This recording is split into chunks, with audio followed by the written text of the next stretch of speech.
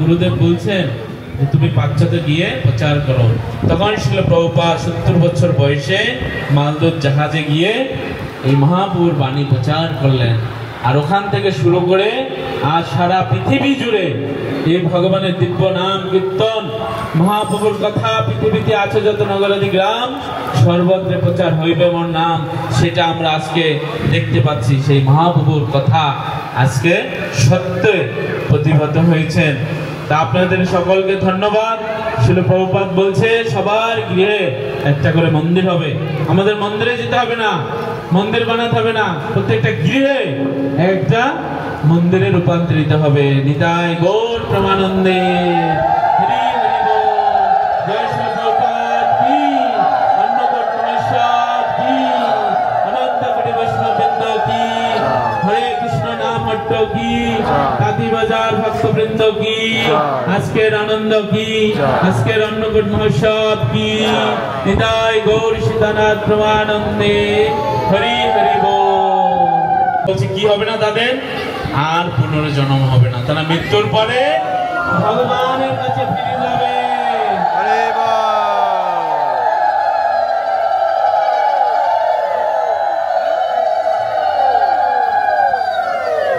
তো আসলে আপনারা যারা আসছেন অনেক সৌভাগ্যবান ভাগ্যবতী, কারণ এই সময়টা আপনি ঘরে বসে থাকতেন, সেই ঘরে বসে সেখানে আনন্দ নেই। যখন সমগোষ্ঠী সবাই মিলে সমষ্টিগতভাবে আমরা একটা উৎসব আয়োজন করব, সেটার ভিতরে একটা আনন্দ আছে। আসলে কলিযুগের উদ্দেশ্য হচ্ছে হরিনাম সংকীর্তন যজ্ঞ করা, অন্য কোনো যজ্ঞ আর নেই। তো এখানে এত সুন্দর হরিনাম কীর্তন যজ্ঞ হচ্ছিলেন, তো মনে হচ্ছে একবারে গোলক বৃন্দাবনে আমরা আছি। এত সুন্দর সুর তাল, গোলক বৃন্দাবনে এরকম সুর তাল দিয়ে সুন্দর মধুর হরিনাম কীর্তন হচ্ছে। তো এই কলিযুগে শুধু আমাদের একটাই উদ্দেশ্য হরিনাম। তো এর জন্য আমরা এই ভাগবত কথা, কৃষ্ণ কথা, গীতা পাঠ, বিভিন্ন আলোচনা কেন করা হয়? যাতে এই হরিনাম আমরা আরো পুষ্টি সাধন করতে পারি, এই হরিনামের প্রতি আমাদের আরো অগধ ভক্তি জন্মায়, আমরা আরো শুদ্ধভাবে এই হরে কৃষ্ণ মহামন্ত্র জপ করতে পারি। হরে কৃষ্ণ কৃষ্ণ কৃষ্ণ হরে হরে, হরে রাম রাম রাম হরে হরে। জয় শিল প্রভুপাদ কি। তা আমরা একটু শিল প্রভুপাদের আলোচনা করব, যেহেতু প্রভুপাদের আজকে তিরোভাব তিথি। কি সবাই জানেন তিরোভাব তিথি অর্থ কি বলেন দেই? মাতাজি বলেন দেই, পূর্ণিমার মা। হ্যাঁ হ্যাঁ দেহ রাখছে। তিরোভাব বলতে যে উনি এই জগতে নেই, নিত্য লীলায় প্রবেশ, ভগবানের যে লীলা হচ্ছেন সে কোনো লীলায় গিয়ে উনি অংশগ্রহণ করছেন। তো প্রভুপাদ আমাদের গুরু মহারাজ একটা গান লিখেছেন, কি যদি প্রভুপাদ না হইতো তবে কি হইতো, এ জীবন বহিত কিসে, নিতাই গৌরের অপার করুণা, পাশ্চাতে বিলাইত কুঞ্জনী। যদি প্রভুপাদ না হইতো, এই যে এখানে সিংহাসনে দেখেন নিতাই গৌর আছে, এই নিতাই গৌরের যে করুণা, কি করুণা, পৃথিবীতে আছে যত নগরাদি গ্রাম, সর্বত্রে প্রচার হইবে মোর নাম। এই কথা শ্রী চৈতন্য মহাপ্রভু বলেছেন। আর শ্রী চৈতন্য মহাপ্রভুকে ব্রজের নন্দন হইল শচী সুত, বলরাম হইল নিতাই। এই কৃষ্ণ বলরামই কি রূপে আসছেন? নিতাই গৌর রূপে এসে শিক্ষা দিয়েছেন, শিখাইছেন, নৃত্য করেছেন, মালা জপ করেছেন, বৈষ্ণব ধর্ম শিখাইছেন যে এইভাবে তোমরা করে আমার কাছে ফিরে আসো। তো এই কৃষ্ণ দ্বাপর যুগে আবির্ভূত হয়েছেন, যে হয়ে কি করেছেন? কুরুক্ষেত্রের যুদ্ধে এই গীতার জ্ঞান দান করেছেন, গীতা শাস্ত্র আমাদেরকে দান করেছেন। কেন দান করেছেন? না, এই গীতা পড়ে আমরা জানবো যে আমাদের ভগবান কৃষ্ণ কি বলছে। এই জন্য যে গীতা ভগবানের মুখ নিঃসৃত বাণী মথুরায় পড়তেন। তো এখন সেই পর্বত প্রায় 3 কিলো উঁচু এরকম আছে, আর 21 কিলো রাস্তা। দীর্ঘ লম্বা এরকম 21 কিলো, আর উচ্চ হলো 3 কিলোমিটার এরকম আছে। তো প্রতি বছরই একটু করে মাটির নিচে ডুবে যাচ্ছে। তো হয়তো এক সময় এই কলিযুগের শেষে হয়তো এই গোবর্ধন পর্বত অনেকে আর দর্শন পাবে না। তো সেই জন্য আপনারা একবার হলেও এই আপনাদের জীবন দশায় সেই গিরি গোবর্ধন দর্শন করে, সশরীরে দর্শন করে আসবেন। এই হলো গোবর্ধন মহিমা। আর অন্নকূট মহোৎসব তো এরকমের নন্দ বাবা কৃষ্ণকে দিয়ে করিয়েছিলেন, তারপরে সেই অন্নকূট আর হয়নি। পরবর্তীতে এই কলিযুগে কে শুরু করেন? মাধবেন্দ্র পুরীপাদ, যে এমন পরম বৈষ্ণব, ভগবান তাকে 3 বার স্বপ্নে দেখিয়েছিলেন। এই মাধবেন্দ্র পুরীপাদ উনি রাধা কুণ্ডের তটে বসে ভগবানের ভজন করতেন, তপস্যা করতেন। তো একদিন রাতে সেই মাধবেন্দ্র পুরীপাদকে গোপাল বিগ্রহ দর্শন দিয়েছেন, স্বপ্নে দেখিয়েছেন যে আমি দস্যুদের অসুরদের ভয়ে এই ঝোপঝাড়ে জঙ্গলে পড়ে আছি। তো লোকবল নিয়ে তোমরা এখান থেকে তুলে আমাকে সেবা পূজা করো, আমাকে ভোগ লাগাও। তখন গ্রামবাসীদের নিয়ে সে মাধবেন্দ্র পুরীপাদ সেই গোপাল বিগ্রহকে খুঁজে বের করে তখন বিশাল আড়ম্বরে অভিষেক করলেন, ভোগ লাগালেন। এরকম অন্নকূট মহোৎসব আবার শুরু করলেন সেই গোপাল বিগ্রহকে দিয়ে। তারপরে আবার এই অন্নকূট মহোৎসব বন্ধ হয়ে যায়। তারপরে আবার এই অন্নকূট মহোৎসবকে চালু করেন শিল প্রভুপাদ। তো প্রভুপাদের মাধ্যমে আমরা আবার এই অন্নকূট আমরা শুরু করি বা পাই, এবং প্রভুপাদ শুরু করেছেন সেই অন্নকূট সারা পৃথিবী জুড়ে, এবং এই তাঁতি বাজারও প্রতি বছরের ন্যায় হচ্ছে, আমরা করছি। হরে কৃষ্ণ। এবং অনেক মহিমান্বিত, অনেক আকৃষ্ট এই জগতে এখনো এই গিরিরাজ খুব জাগ্রত। কোন ব্যক্তি, কোন ভক্ত যদি তার কাছে প্রার্থনা করে পর্বতের মতন সুবিশাল দেহ, সে ওই সমস্ত নৈবেদ্যগুলি গ্রহণ করছেন। তো ওগুলো সেই ভগবান খেয়েও তার পেট উদর ভর্তি হচ্ছে না, তখন বলছে আরো আনো, আরো আনো। এই জন্য ওইখানে গ্রামের নাম হয়েছে কি? সেখানে কে পূজা করে ইন্দ্রের? তখন তারা চিন্তা করে ঠিকই তো, তাহলে কি করব না, বলছে আমাদের যে গাভীগুলা ঘাস খায় কোথা থেকে পায়? এই গিরি গোবর্ধন পর্বত থেকে, এই গিরিরাজ পর্বত থেকে। তাহলে আমাদের ইষ্টদেব এই গিরিরাজ পর্বতই হবে, যেহেতু আমাদের গাভীগুলা সেই পর্বত থেকে ঘাস খায় আর তার আহার ওখান থেকে লাভ করে। তখন বলছে তাইলে আমরা এখন গিরিরাজের পূজা করব। তখন কৃষ্ণর পিতা বলছে না, এরকম না, না বাবা, আমাদের প্রকৃতভাবে এই গিরিরাজেরই পূজা করতে হবে। তখন সমস্ত নৈবেদ্য নিয়ে গোবর্ধনে গিয়ে পূজা শুরু করলেন। তো আপনারা দেখেছেন, সব জানেন। তো এখানে সুন্দরভাবে সেই পূজা হলো। বিশাল বড় বড় অন্নের কূট হয়েছে।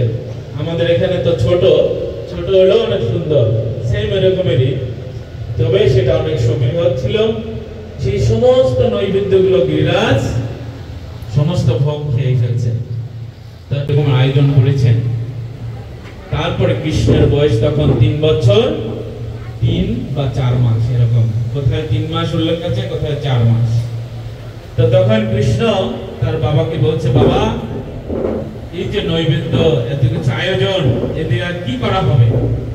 তো বলছে তুমি চুপ করো, আমি এখন ব্যস্ত আছি, কাজে ব্যস্ত, দেখছো না পূজা করছি, আয়োজন কত কিছু। তো ছোটরা যদি এরকম জিজ্ঞাসা করে, বড়রা কিন্তু তাদেরকে একটু চুপ করে, এই পরে বলবো, ওদিকে যা, এদিকে যা, মানে থামিয়ে দেয়। তো কৃষ্ণ এমন নাছোড়বান্দা, গাভী দান করে দিয়েছিলেন। তারপরে 7 লক্ষ গাভী ছিল। তো সেই গাভীদের ভরণ পোষণের জন্য কি দরকার?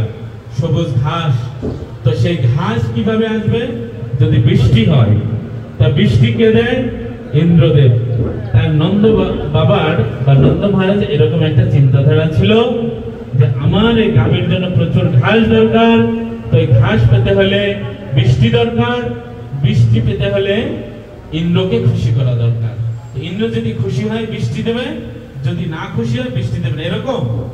আসলে এরকম না, এটা হচ্ছে ভুল একটা মনোভাব, আর সেই ভুলটাই কৃষ্ণ শুধরিয়ে দিয়েছেন, চক্ষুটা খুলে দিয়েছেন। তখন এরকমের আজকে যেমন এখানে গিরিরাজ অন্নকূট মহোৎসব হচ্ছে, তাহলে সেই পৃথিবীতে কোনো কিছুর অভাব থাকবে না, দুঃখ কষ্ট থাকবে না, বা সমস্ত জীব শান্তিপূর্ণ ভাবে আনন্দে এই জগতে বসবাস করতে পারবে।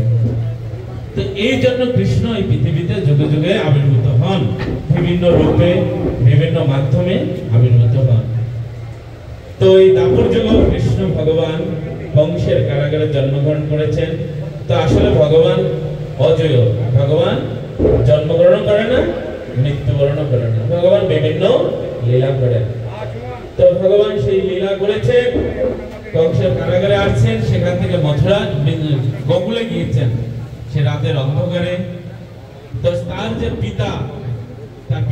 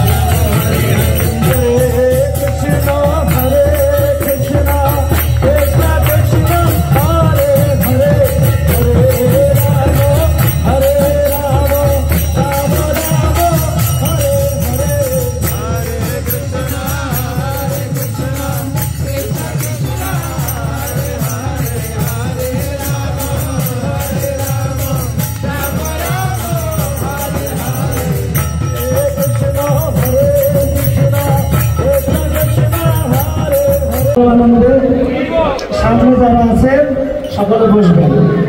এখানে ভগবানের সাক্ষাৎ বৃন্দাবনে যেভাবে গিরিরাজ প্রকটিত হয়ে থাকে, ফুল ফল ঘাস তরুলতা গোবৎস হাতি হরিণ সব কিছু দিয়ে সেই লীলা সাজানো হয়েছে। আপনারা সেটা একটু প্রত্যক্ষ করলেই সকলকে দেখার সুযোগ করে দেবেন। একেবারে সবুজ আমাদের যে গিরিরাজ বৃন্দাবনে যেখানে স্বয়ং গিরিরাজের পূজা হয় সেভাবে করে গিরিরাজ সাজানো হয়েছে। আপনারা সকলে গিরিরাজের যে ঐশ্বর্য রূপ দর্শন করবেন। শেষে অন্নকট মৎস্বামী কি আর সকলে একটু সাইড হয়ে দেখবেন, সকলে যাতে দর্শন করতে পারেন। যশোমতে নন্দন উলুধ্বনি উলুধ্বনি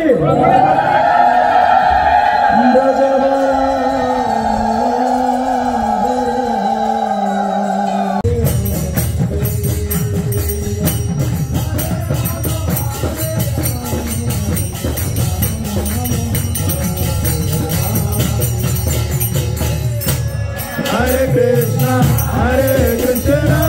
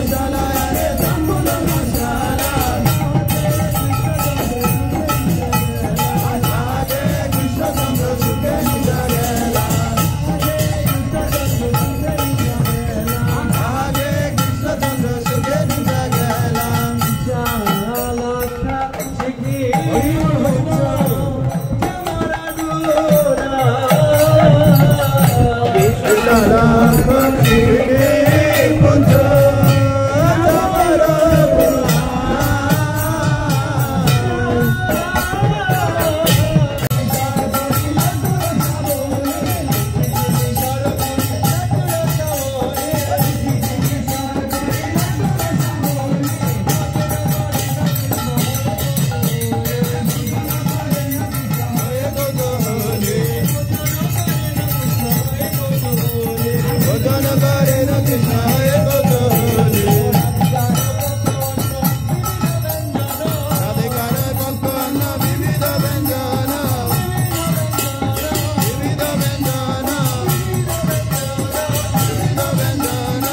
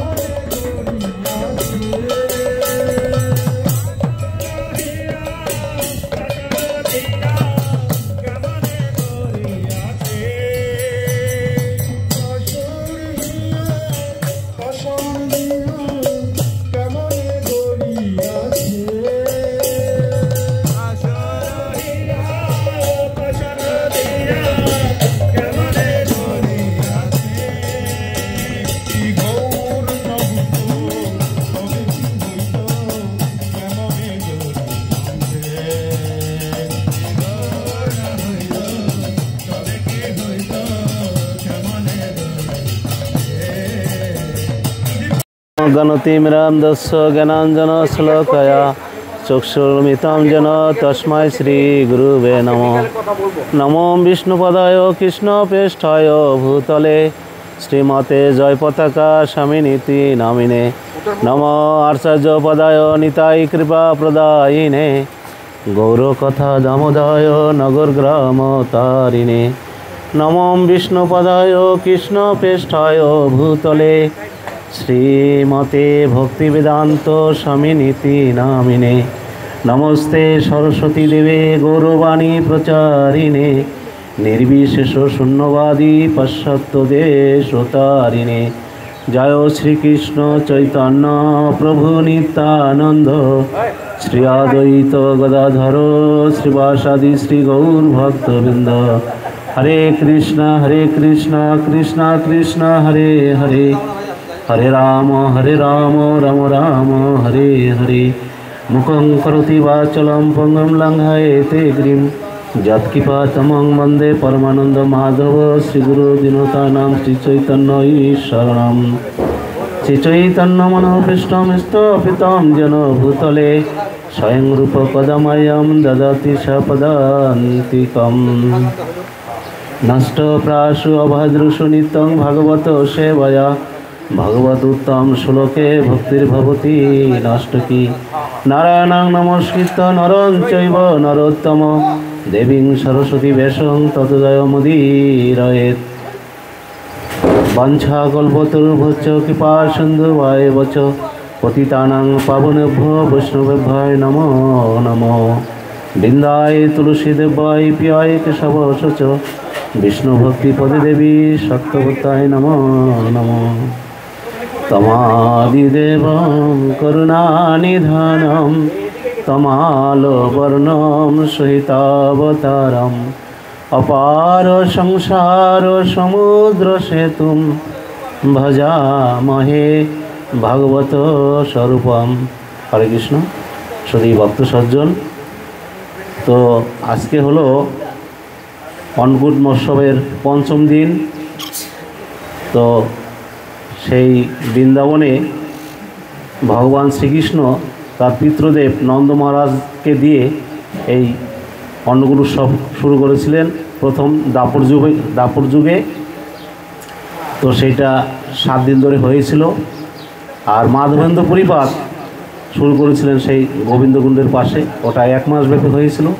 তো আমি একটু চেষ্টা করব সেই নন্দ মহারাজের অন্নকূটের বিষয়ে দু একটা কথা বলার জন্য আমাকে বলেছে।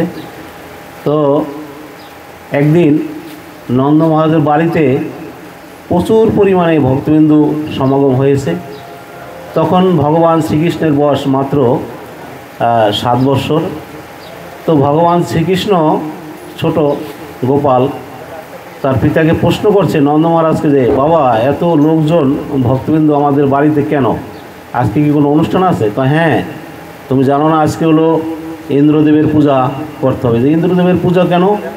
যে আমরা হলাম জাতিতে গোয়ালা, তাই আমরা গোবর্ষ পালন করি, তাই আমাদের এই বৃষ্টির দরকার। বৃষ্টি হলে ঘাস হবে, ঘাস খেয়ে গাভীরা প্রচুর পরিমাণে দুগ্ধ দান করবে, যেটা এই দুধ সেবা করে দুধ থেকে ঘি হবে, মাখন হবে, অনেক কিছুই তৈরি হবে, এই জগৎজীব শান্তি লাভ করবে। তো এখন তো বাবা তো বৃষ্টি হয় না সেই সমুদ্রে, গোপাল বলতেছে, কিন্তু জানে যে একটা প্রশ্ন করলে 5টা উত্তর দিতে হবে বা 5টা প্রশ্ন করবে একটা কথায়। নন্দ মহারাজ জানে যে তার ছেলে এত চতুর, বা ভগবান তো সে তো জন্ম থেকে ভগবান, সবাই জানেন। তখন বলল যে বাবা সমুদ্রে তো বৃষ্টি হয় না, জঙ্গলে তো বৃষ্টি হয় না, পুষ্করিণীতে তো বৃষ্টি হয় না, খালে বিলে নদী নালায় কোথাও তো সেই পূজা করে না, কিন্তু সেখানে তো বৃষ্টি হয়। তাহলে আমাদের বৃষ্টির জন্য পূজা করতে হবে কেন? তুমি এটা বুঝবে না, কিন্তু ভগবানকে কেউ ফাঁকি দিতে পারে? এখন দামন লীলা চলতে আছে, মা যশোদার, ভগবানকে কেউ বাঁধতে পারে?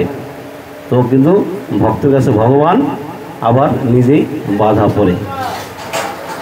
তা বলল বাবা এই ইন্দ্র পূজা বাদ দিয়ে গোবর্ধনের পূজা করো, গোবর্ধনের পূজা করলে আমাদের সকলের মঙ্গল হবে।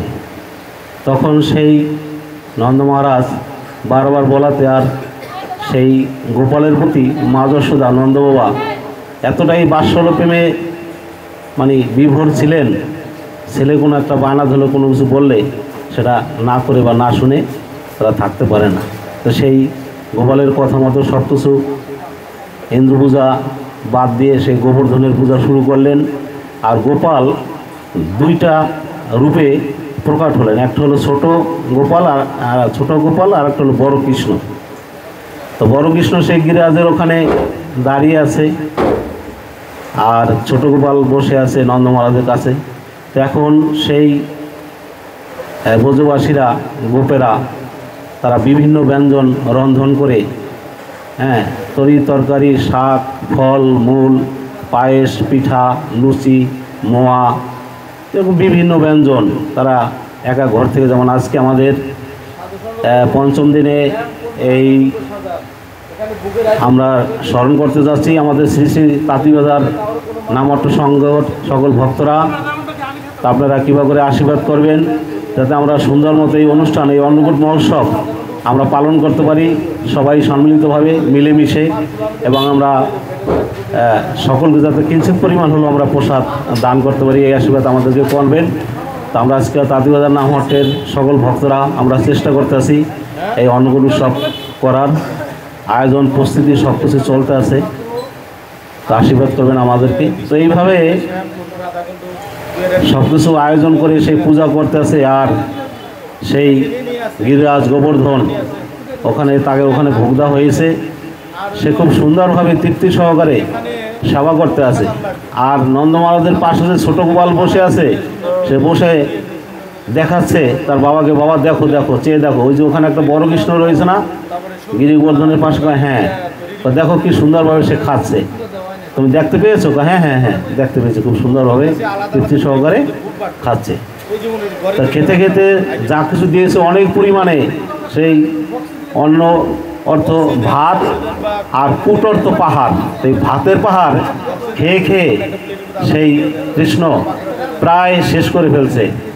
আবার শেষ করে বলতেছে আনর আনর আনর, আনর মানে আরও নিয়ে আসো, আরও নিয়ে আসো, আরও খাবে। অনেক দিন ধরে ক্ষুধার্ত ভক্তের সাথে ভগবান লীলা করতেছে। তো লাস্টে কী করলো, এখন সেই কৃষ্ণকে খুব সুন্দর শীতল জল দিল সেবা করার জন্য। আর এই জল সেবা করে যখন কৃষ্ণ ঢেক দিল, তখন প্রচুর পরিমাণে ঢেক থেকে বৃষ্টির আকারে চতুর্দিকে গিরি গোবর্ধনের ছড়িয়ে পড়তে শুরু করলো। তা ছড়িয়ে পড়লে তো সব কিছু ভিজে বাইরে যাবে, কিন্তু সেই কৃষ্ণের যে বড় ভাই বলরাম, সেই অনন্ত শেষ অনন্ত নাগ, তার সেই সর্প দিয়ে চতুর্দিকে পেঁচ দিয়ে রেখেছে, যাতে জল বাড়া যাতে না পড়ে বা কোথাও যাতে কারো অসুবিধা না হয়।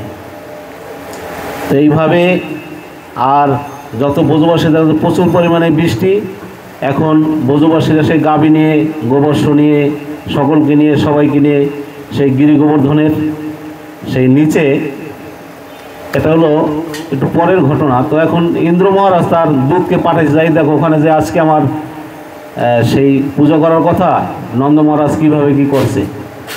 তার দূতরা এসে দেখে যে ইন্দ্রের পূজার পরিবর্তে এখানে গিরি গোবর্ধন তথা কৃষ্ণের পূজা হচ্ছে।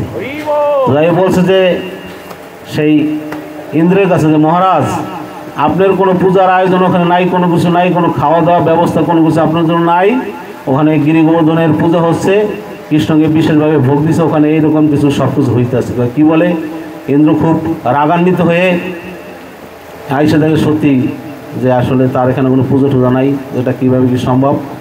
সে কী বললো, ক্রোধান্বিত হয়ে সে প্রচুর পরিমাণে সেই বাড়ি বর্ষণ মানে বৃষ্টি, হ্যাঁ সেই করলেন, কিন্তু জলে লোকে লোকারণ্য জলেই হয়ে গেছে। কিন্তু ভগবান শ্রীকৃষ্ণ কী করলেন, ভগবান শ্রীকৃষ্ণের বয়স তখন মাত্র 7 বৎসর।